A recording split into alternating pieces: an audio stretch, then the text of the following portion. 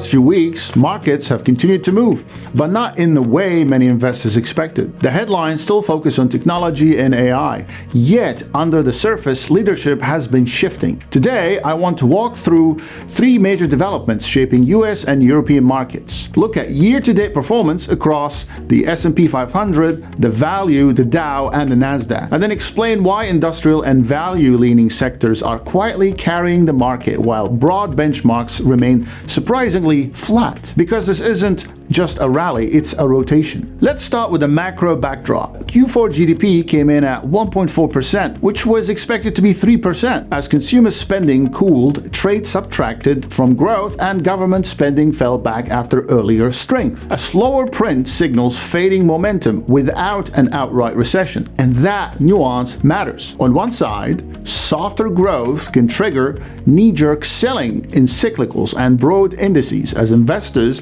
reassess earnings sensitivity to the economy. But at the same time, weaker growth revives expectations for easier Federal Reserve policy. That dynamic tends to support long-duration growth stocks and quality defense stocks, as capital rotates towards earning resilience and interest rate sensitivity rather than pure economic beta. So the GDP number did not just move expectations, it simply reshaped positioning. Now let's talk performance. What surprises many investors is that the S&P 500 is essentially flat for the year so far. And yet, beneath that flat headline, dispersion has been significant. When we compare the S&P 500 to the S&P 500 value, the Dow and Nasdaq, you begin to see a more complex picture. Technology has not been leading the market with the same dominance as before. Nasdaq has experienced relative pauses, while value and industrial leaning exposure inside the Dow has shown more stability.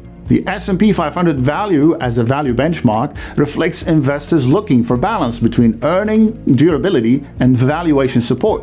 So far, it delivered 3.5% year-to-date. Let's remember that flat index performance with internal rotation often signals a market searching for its next leadership cycle. One of the clearest beneficiaries of the shift has been large-cap industrials, names like Caterpillar, Deere, Honeywell, Union Pacific, and GE Aerospace. They continue to attract attention. These companies sit at an intersection of infrastructure spending, reshoring trends, defense budgets, and automation investment themes. These gotta extend beyond short-term GDP fluctuations. While technology valuation adjusts to shifting rate expectations, industrial leaders provide exposure to tangible economic activity with steady cash flows and pricing power. In Europe, similar patterns are emerging, with capital flowing into globally diversified engineering and capital goods, reinforcing that this rotation is global rather than isolated to the US. When we say technology is underperforming, it is important to be precise. It doesn't necessarily mean tech stocks are falling. Many remain positive over longer horizons, but leadership has broadened. After a period dominated by mega-cap growth, markets often rotate towards sectors that offer income, stability, and sensitivity to real economic spending. The real GDP reading adds another layer to that story.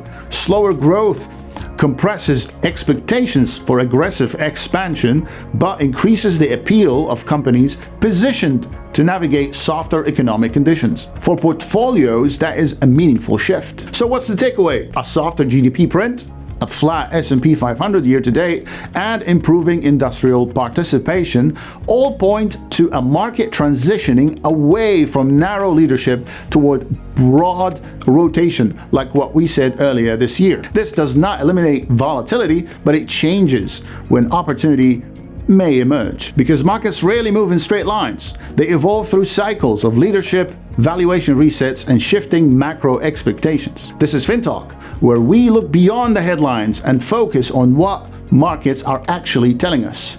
I'm Tammy Beck. See you next time.